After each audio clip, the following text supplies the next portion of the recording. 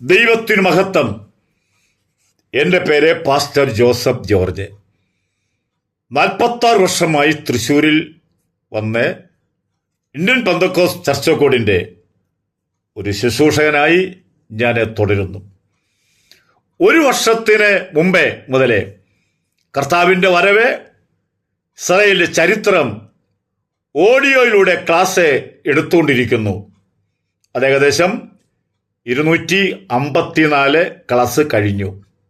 തുടർന്ന് വീഡിയോയിലൂടെ ദൈവവചനം പങ്കിടുവാൻ താല്പര്യപ്പെടുന്നു. നിങ്ങളുടെ എവരുടെയും പ്രാർത്ഥന എൻ്റെ ശുശ്രൂഷയ്ക്ക് ഏറ്റവും അത്യാവശ്യമാണ്. ഇന്ന് നിങ്ങളുമായിട്ട് ഞാൻ ബൈബിളിൻ്റെ സവിശേഷതകളെ ഇത് ദൈവത്തിൻ്റെ പുസ്തകമാണ്. ദൈവത്തിൻ്റെ പുസ്തകം എന്ന് പറഞ്ഞാൽ മനുഷ്യൻ്റെതല്ല എന്ന് നമുക്ക് മനസ്സിലാക്കാൻ സാധിക്കും. 1600 വർഷം കൊണ്ട് എഴുതി പൂർത്തീകരിച്ച ഒരു മഹൽ ഗ്രന്ഥമാണ് ബൈബിൾ.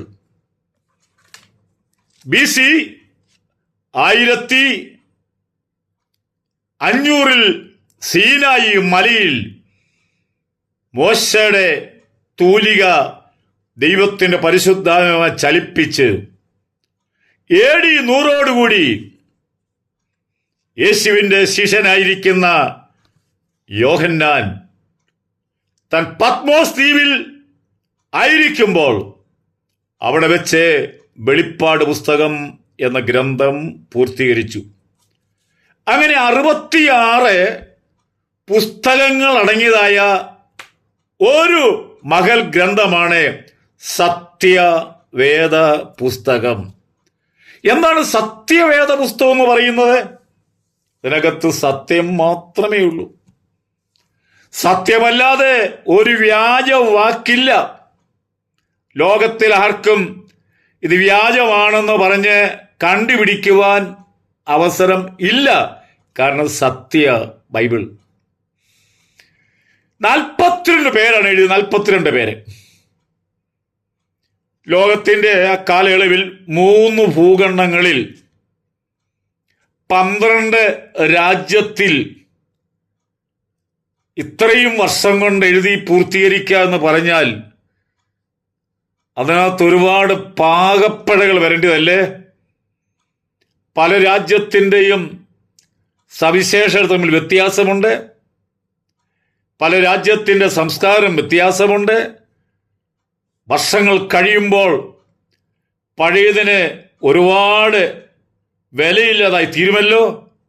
പക്ഷേ ഇതൊരാൾ എഴുതിയതുപോലെ ഒരു തുടർച്ചയായിട്ട് പോകുന്നത് പോലെയാണ് വായിക്കുമ്പോൾ. ഇത് വായിച്ചു കഴിഞ്ഞാൽ ഒരു കാര്യമുണ്ട്, മാധുര്യമാണ്. എത്ര വായിച്ചാലും കൊതി തീരാത്ത ഒരു ഗ്രന്ഥമാണ് ബൈബിൾ.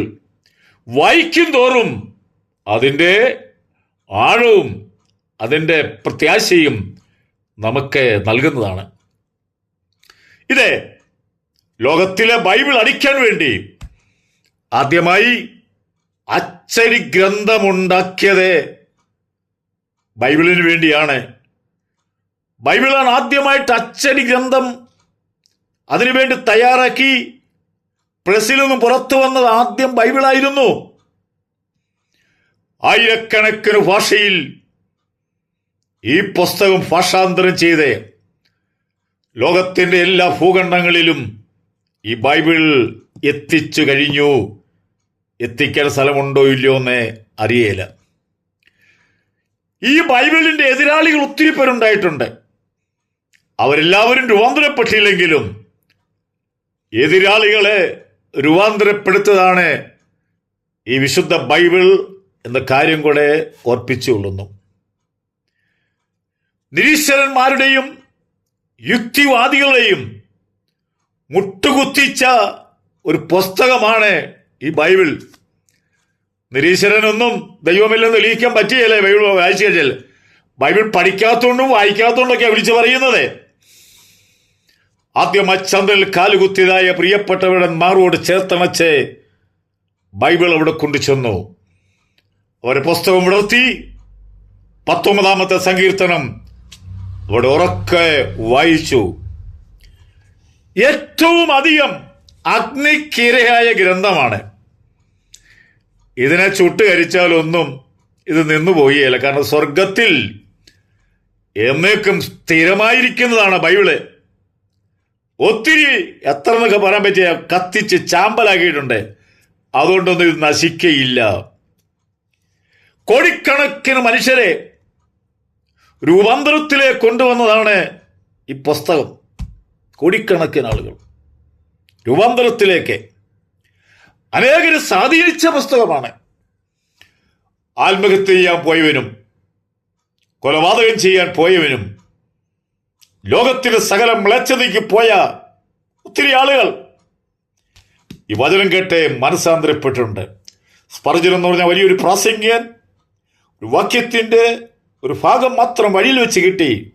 മദ്യപാനവും ബ്രീക്കൂത്തും കാലം പോക്കിയത് മതി എന്ന ആ വാക്യമാണ് ലോകപ്രശസ്തനായ സ്പർജൻ മനസാന്തരത്തിലേക്ക് ഒരു ഇടയെ തീർന്നത്. അത്ര മനോഹരമായ ഗ്രന്ഥമാണ്. അധികം വെല്ലുവിളികൾ നേരിട്ടതായ ഒരു ഗ്രന്ഥമാണ് ബൈബിൾ എന്ന് പറയുന്നത്. ശാസ്ത്ര ലോകത്തിന്റെ കമ്പ്യൂട്ടറാണ് ബൈബിൾ. ശോഭനമായ ഭാവിയെ വാഗ്ദാനം ചെയ്ത ഏക ഗ്രന്ഥമാണ് ബൈബിൾ. ബൈബിളിനെ പറ്റി ചില മഹാന്മാരുടെ അഭിപ്രായം പറയട്ടെ. അമേരിക്ക കണ്ടതിൽ വെച്ച് ഏറ്റവും പേരെടുത്ത ഒരു പ്രസിഡന്റ് ആയിരുന്നു എബ്രഹാം ലിങ്കൻ. അദ്ദേഹം പറയുന്ന വാക്കുകൾ, ദൈവം മനുഷ്യന് നൽകിയ മഹത്തായ ദാനമാണ് ബൈബിൾ എന്ന് താൻ വിശ്വസിക്കുന്ന ലോകത്തോട് പറഞ്ഞു. അമേരിക്കയിലെ ആദ്യത്തെ പ്രസിഡന്റായിരിക്കും ജോർജ് വാഷിംഗ്ടൺ ദൈവത്തെ കൂടാതെയും ബൈബിളില്ലാതെയും ലോകത്തെ ഭരിക്കാൻ കഴിയുകയില്ല, അല്ല ഇതുകൂടാതെ ഭരിച്ചാൽ പരാജയമായിരിക്കും. രമാബായി പണ്ഡിറ്റ് എന്ന് പറഞ്ഞായ ഒരു മാന്യവതി പറയുന്നത്, ജനിച്ചു വളർന്ന സാഹചര്യത്തിൽ നിന്നും പഠിച്ചതിനേക്കാൾ എന്തിനു വേണ്ടി എൻ്റെ ഹൃദയം ദാഹിച്ചിരുന്നു, അത് ബൈബിളിൽ ഞാൻ കണ്ടെത്തി, എനിക്ക് തൃപ്തി വന്നു.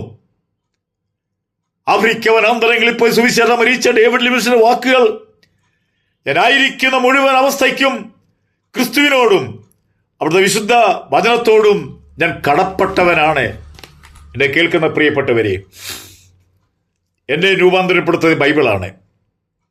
അനേക പാവികളെ രൂപാന്തരപ്പെടുത്തിയ ബൈബിളാണ്. ബൈബിളിന്റെ സവിശേഷതയുടെ ചെറിയൊരു ഭാഗം നമുക്ക് പങ്കുവെക്കാൻ കർത്താവ് നമ്മൾ സഹായിച്ചു. തീർച്ചയായിട്ടും കേൾക്കുന്ന നിങ്ങളുടെ ജീവിതത്തിലെ അനുഗ്രഹം ഉണ്ടാകട്ടെ. തുടരാൻ ആഗ്രഹിക്കുന്നു, പ്രാർത്ഥിക്കുക. ദൈവം നമ്മളെ അനുഗ്രഹിക്കട്ടെ.